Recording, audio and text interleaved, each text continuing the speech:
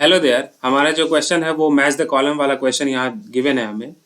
इसमें बोला जा रहा है कि एक प्लेन सरफेस है और ऊपर में मीडियम 1 है और नीचे में मीडियम 2 है इस प्लेन सरफेस के। और ऊपर वाले मीडियम जो 1 है उसका रिफ्रैक्टिव इंडेक्स ज़्यादा है μ1 और इसका μ2। तो μ1 हमें ग्रेटर है μ2 से, ये गिवन है। तो μ1 ज़्यादा है μ2 से, तो इसका ये ज़्यादा डेंसर भी होगा।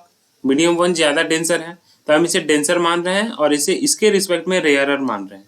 ठीक है, तो हमें पता है कि जब रे आती है, मान लीजिए यहाँ से कोई ऐसे रे आ रही है और यहाँ से इसका ये नॉर्मल है, नॉर्मल टू द प्लेन, तो ये जो एंगल होगा इंसिडेंट एंगल आई, और यहाँ से जो रेयरर मीडियम में जाएगी वो ज़्यादा एंगल से जाएगी।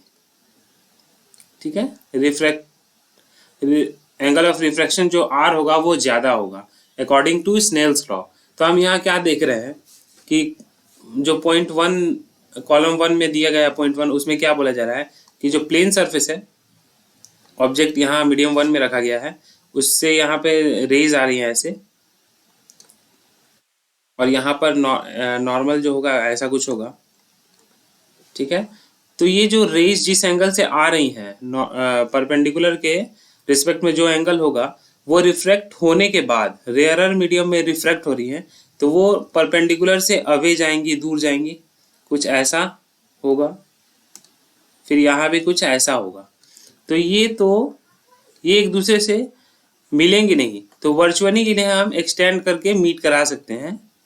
मीडियम 1 में ही ये मिलेगा, मिलता हुआ प्रतीत होगा। तो यहाँ पर क्या हो रहा है, हम देख रहे हैं यहाँ पर जो इमेज बन रहा है वो रियल नहीं है, वर्चुअली हम इसे मीट कर रहे हैं एक्सटेंड करके। तो ये इमेज जो है वो वर्चुअल इमेज बन रहा है, और इमेज का जो डिस्टेंस है, ऑब्जेक्ट का डिस्टेंस इनिशियली x गिवन था हमें, और इमेज का डिस्टेंस जो होगा वो मेरा हम y मान रहे हैं अगर, तो y हमें क्लियरली दिख रहा है कि वो x से क्या है, कम है।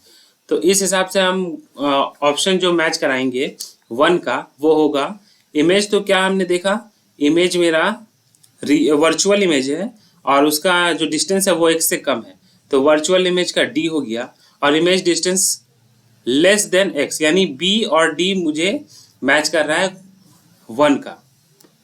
तो हमने यहाँ देख लिया कि 1 का जो है वो b और d, ये 1 का b और d मैच कर रहा है। अब आगे बढ़ते हैं सेकंड की ओर। तो यहाँ हम सेकंड केस में देख रहे हैं कि मीडियम 1 जिसका रिफ्रैक्टिव इंडेक्स ज़्यादा है, यानी वो ज़्यादा डेंसर है, वहाँ से रेज आ रही हैं और वर्चुअली यहाँ पे जो मीट कर रही थी, तो यहाँ वर्चुअल ऑब्जेक्ट है। ध्यान देंगे यहाँ पर ऑब्जेक्ट जो है वो वर्चुअल है। तो जैसे ये रेज आ रही थी, तो ये एक्चुअली, ये सेकेंड केस के लिए ऐसे रेज आ रही थी, तो ये एक्चुअली जो होगा नॉर्मल से, चूँकि ये रेयरर मीडियम में जा रही हैं, तो एंगल क्या होगा रिफ्रैक्शन का, वो ज़्यादा होगा इंसिडेंट से, तो ये जल्दी ही मीट करेंगी, ऐसा कुछ मीट करेंगे ऐसा।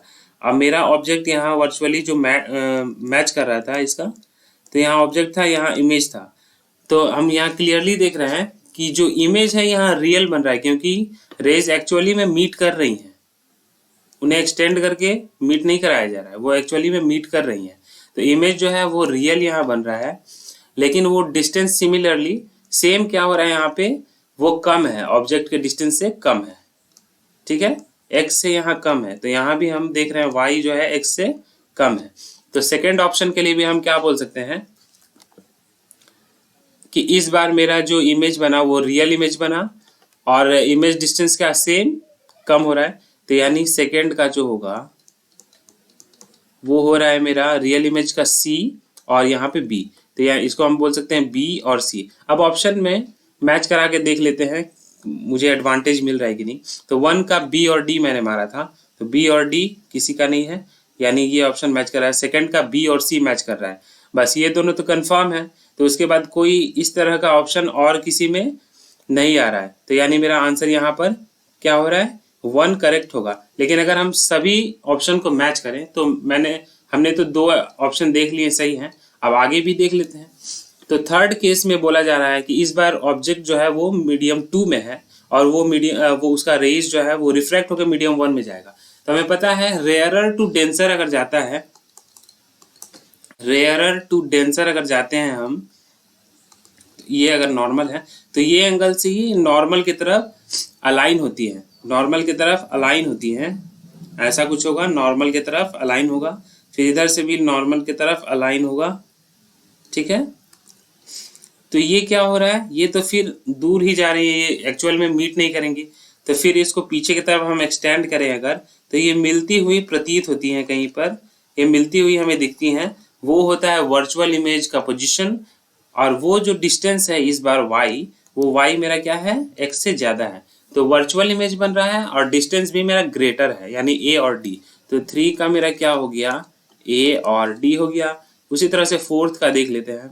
तो फोर्थ में इस बार जो ऑब्जेक्ट है वो वर्चुअल है मेरा, लेकिन यहाँ पर केस थोड़ा डिफरेंट है। हम ऐसे देख सकते हैं कि जब रेज यहाँ से ऐसे जा रही हैं, ऐसे जा रही हैं, यहाँ पे ऑब्जेक्ट ऐसा कुछ था,